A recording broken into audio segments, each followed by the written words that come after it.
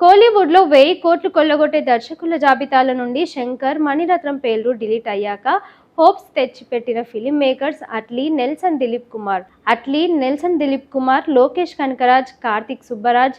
కానీ గత ఏడాది ఈ అంచనాలు తారుమారు చేసిన డైరెక్టర్స్ లోకి అండ్ కార్తిక్ సుబ్బరాజు. లోకి, కూలీ సంగతి పక్కన పెడితే గత ఏడాది 2 రకాల ఫెయిల్యూర్స్ టెస్ట్ చేశారు కార్తిక్. రెట్రో దర్శకుడిగానే కాదు, గేమ్ చేంజర్ రైటర్ గాను ఫెయిల్ అయ్యాడు ఈ ఫిలిం మేకర్.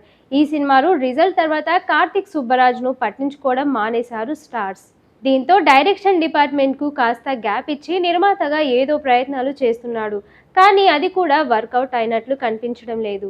రానాతో కలిసి నిర్మించిన నీలిరాయి ఈ నెలలో విడుదలైంది. ఆ మూవీ ఇలా వచ్చి అలా వెళ్ళిపోయింది. నెక్స్ట్ లోకేష్ కనకరాజ్తో కలిసి 29 అనే మూవీని తెరకెక్కిస్తున్నారు. రెట్రోలో కీ రోల్ చేసి విధు, ప్రీతి ఆస్రాని జంటగా నటిస్తున్న ఈ సినిమా రత్నకుమార్ దర్శకుడు. ఇక కార్తిక్ సుబ్బరాజ్ డైరెక్షన్ డిపార్ట్మెంట్ నుంచి విషయానికి వస్తే స్టార్ హీరోస్ అతన్ని లైట్ తీసుకోవడంతో ఓ ఇండిపెండెంట్ ఫిలిం ప్లాన్ చేసుకున్నాడట.